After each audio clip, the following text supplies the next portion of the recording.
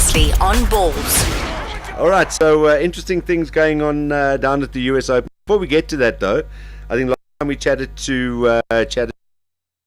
we kind of touched on Davis Cup. We haven't with the lack of Kevin Anderson in the day. What are your thoughts on the whole thing?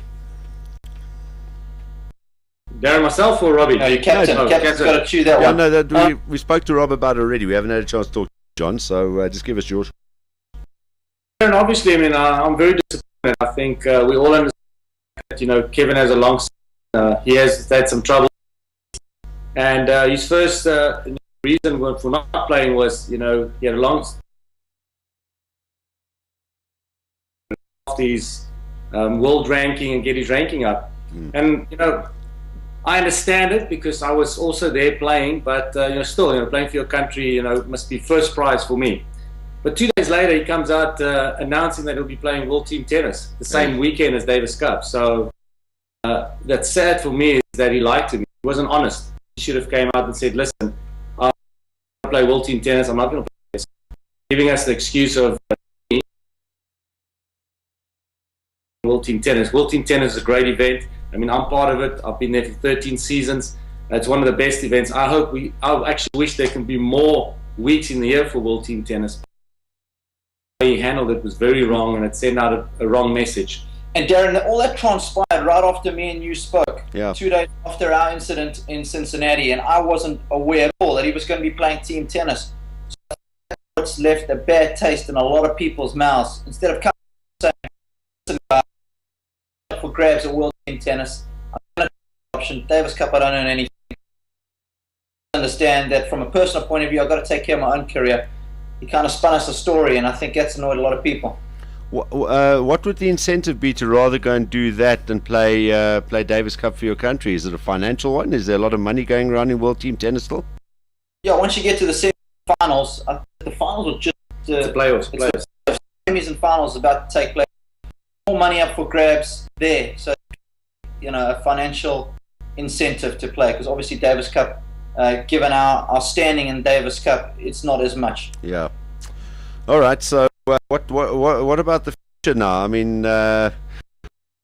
Kevin Peterson jumps to I mean, how do you deal with that? You're the captain. Obviously, there has to be. You can't set precedent. You do have to set some kind of a precedent from point of view. So someone can't use this as an example. The next, God forbid. Yeah, Darren, it's a tough situation. I've always had this attitude towards Davis Cup. It's an honor to play for your country. I want guys in the team that want to play for their country, and we've proven over the years the guys that's always available. Rick, Isak, Raven. Those guys. The only question I have to ask, they ask me is like, when do we have to show up? And the last against Slovenia was a great example. Rick didn't play, of course, personal reasons. Kevin didn't play, so we actually played number 3 and 4 guy and 2 juniors and the time. I mean, these guys step up to the plate when they play for their country. I think we South Africans are very family orientated during Davis Cup. The families are around. We play on the tour, they're on their own. We don't have the financial resources to have a coach traveling with them. So in the Davis Cup environment, we create all that. We have that. We have a physio. We have a mental coach around. We have a coach stepped up and proven in Davis Cup to do it. So for me, I want to go with guys that want to play and will give everything on the line. So right now it's up to Kevin. If Kevin wants to play Davis Cup for South Africa, he needs to come forward and say he wants to play Davis Cup. I think it's not fair to always go begging we want you to play. We need him in the team. He's our number 1 player. But at the end of the day, if he doesn't want to play Davis Cup, it's his decision. And then I go with the team that wants to play. Sure, that comes out of this, though. I mean, is there any suspension? I mean, the next Davis Cup tie that comes around, Kevin says, "Okay, I'm available again." As I say, there are precedents that are set here, and I know that the talent, the tennis talent pool isn't big enough to go, right, as in the Kevin Peterson, where, right, well, you're gone, we're going to bring in this guy and that guy and the other guy. If there's a lot of depth, it's easier to say, right, well, in that case, you're suspended for so many. So, yeah, it's kind of a more awkward situation, because without him, as you say, the pool, although there's a lot of hungry young players, there isn't a Kevin Anderson wandering around the corner that can just step in. Well, answer what I gave the press when they asked me in 2008 when we played India in the World Group playoff. Kevin also didn't make himself available, and I just told him, I said, Kev, you have to know, if we play in the World Group playoff and we qualify, and we play in the first round of the World Group against Switzerland, I'll select you, because I think it's unfair to the guys that has worked hard and got themselves into the position. Now suddenly when we play on the big stage, big cash, now you're available. For me, it's about Darren. It's about loyalty. The guys that every day and every time we play Davis Cup and make the sacrifices, those are the guys that I want to be in the team, because they want to play. And not saying that Kevin doesn't want to play, but in recent times now, he's proven that there's probably other stuff that's more priority for him than playing Davis Cup. I always use the Benny McCarthy scenario going back years as probably an example of exactly what you've said here, where it depends where you're playing, how much is up for grabs, etc., whether you're available to play for your country or not. It should be an unequivocal thing, unless you are injured, as you were saying before, Rob. But it turns out that wasn't the case. So yeah, it's unfortunate, but it's probably a more awkward situation for you, Simon. What's your relationship like with Kevin at the moment, personally? He's on the other side of the couch there. They're about to make a movie, which I don't want to watch. Okay, Rob. Yeah, sorry, carry on. I just get the feel that Kevin doesn't, want to talk to me about Davis Cup, really. So I watched his matches, and I spoke to his coach, and when I see Kevin, I say hi. So for me, it's just unfortunate. I just and open with me and say, this is the situation. This is why I'm not playing. I think everybody will more be honest. For a day or two, we will not be happy with you, but we have respect for you that you're honest. The biggest thing for me is that he wasn't honest with me, and we have a great relationship. Since day one, we've had a really good relationship. We've been open with each other, and so for me, this is very sad. It also resonates around the locker room as well. It's around the locker room, Darren. Guys on tour aren't stupid. So I also think you lose a lot of respect as an individual in that circumstance as well.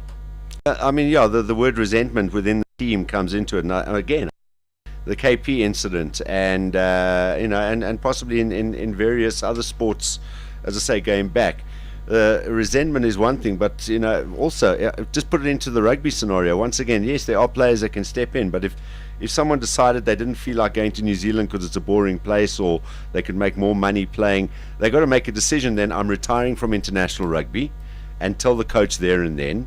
But if they did something like this, you would probably find that they would be suspended, or they would not be considered for a period of time, despite, no matter how important, even if it was a game against the All Blacks, they would say, sorry, we're not considering you because you have not basically taken the national interest at hand. And also there are other players that will resent the fact that you can just step in whenever you feel like it and step out because of your ranking. So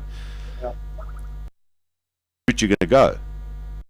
And the other thing is that people also have to understand is that in South Africa with the rugby and the cricket, when you play for the national team, that's where you make all your money. That's where the big bucks are.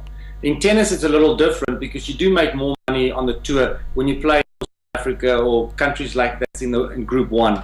The World Group countries, obviously, the guys have more money. So we strive to get into the World Group so we can be able to get more prize money and bigger sponsorship.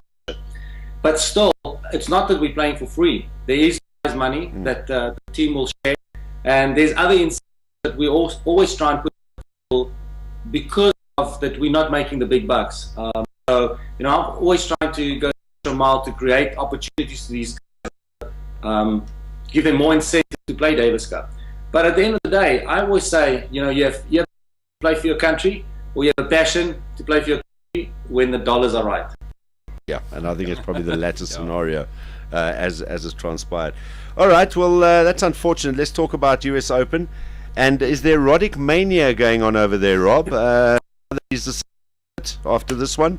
And first of all, is there Roddick mania? And second, do you think he can go all the way? He's been in finals before, but can he go and win another one? Yeah, there is Roddick mania, that's for sure, Darren. And I don't think he's going to go all the way. It's funny you mentioned that. When we heard he's playing tomorrow evening against Del Potro, the first thing that Jager and I said was we've got to go and get a ticket, because nighttime tennis in New York is incredible, but it is an atmosphere nowhere else on the tour. So we're definitely going to be there tomorrow night. I think that's going to be his last match of his career. I think Potro's playing pretty well at the moment. I think he's going to be up for it. I think as much as the crowd is going to get, I think Juan Martin is going to have too much firepower for him. And I think you put your stall on Roger last time, right? Or was it Djokovic?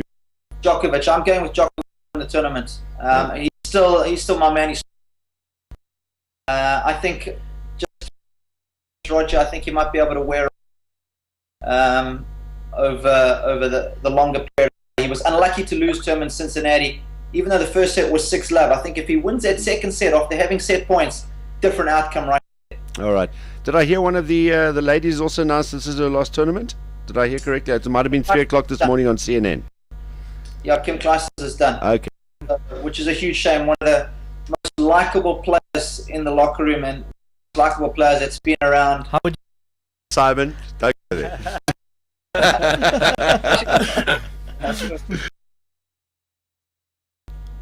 Very good friends with Kim, and one of the few women who's, it can be very bitchy out there on the women's tour. A lot of the girls won't even practice with each other. They all have their own private hitting partners.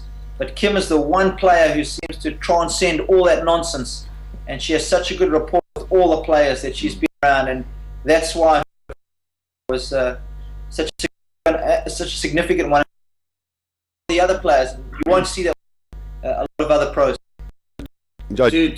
To add on with Robbie, that's why I think one of the US Open is so special, because a lot of players use the US Open as their last tournament when they want to retire. And I just think back of Andre Agassi. It was a very emotional day when he retired, and when he came off the court in the locker room, the whole incident.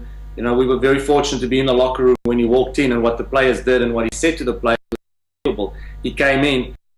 Don't forget that, because that's something that I will stay with me for the rest of he was crying like a, and everybody came out from the locker room, formed a half a circle, were cheering him, and he got up and he said, guys, I want to say something, especially for the younger players. He said, the greatest is from your peers, so thank you very much. And it'll be interesting now with Roddick, if it's a night match, there won't be so many room when he come off the court, but still, morning, I sat in the locker room next to him. I was actually talking to him quickly about, my foundation and his foundation and what they do and how to raise money. It's always nice to, exchange things, how you want to do these things. And he was so relaxed, and I said, but, how are you feeling for this? He said, I'm so relaxed, man. I said, I can just go for the big shows. I've got my whole career to recover. I think one of his biggest career was the show. He's been drinking painkillers since he was 18. So, and he's so fired up. He loves his atmosphere, and I think Tuesday night playing on center court, night match in New York is going to be unbelievable. Yeah, it's the WWE of tennis, the US Open. Very good analogy. All they need to do is give the players microphones before they start the game and give them about 5 minutes to get each other. Yeah, exactly. You can just put a picture tonight's game between Del Potro and Roddick with that going on beforehand. It would be brilliant. Yes, Johnny. A lot of talk, I would imagine. There's somebody that, by the way, also been taking painkillers since he was 18, and he's never had pain. John Lafnie. Yes, that's true. What's the big talk about Rafael Nadal now being out for another 2 months with a knee injury? Well, John, I actually spoke to his media guy yesterday, and I just asked him, how's Rafa doing? And he says, no, he'll be back. Don't worry, he'll be back. But there is a lot of talk. I think a lot of people are worried, because I think it's the top 4 guys are, probably some of the best that we've had in tennis, and everybody's playing well, and people bring something to the tennis court. Certainly people are thinking, Federer, Djokovic, Murray, but who's going to be the 4th guy that's going to semis this year. I want him back. He's a great ambassador for the sport. His spirit, the way he's out there playing, he battles. You know, something is missing when Rafa's not part of the tournament. John, what I think as well is that Rafa's kind of almost put a timeline on his career now. He's looking towards Rio, 2016 now. So I think we're going to start playing the game. He's going to be pretty much done and done. We're going to see him scale down his playing quite a lot in the next 4 years. He's not going to be playing as much on the clay as what we've seen historically. Yeah. And I think he's going to have to manage himself and his body and his schedule a lot better. And that's what my mates here at the US Open. All right, cool. Thanks. Guys, we appreciate you giving us the time to join us on Ballz Visual Radio this afternoon again. It's nice having both of you guys there. I mean, there's like double tennis brains and really entertaining to listen to as always. Enjoy New York. We will. Thanks, Darren. Cheers, Robbie. John, cheers, John Lafnie. Ciao, guys. Bye. Cheers, bye-bye. There we go. On Skype from New York ahead of tonight's big game. Roddick against Del Potro. It's Rob Koenig and John Lafnie. 2 p.m. to 6 p.m. Mondays to Fridays live on balls.co.za. Balls.co.za.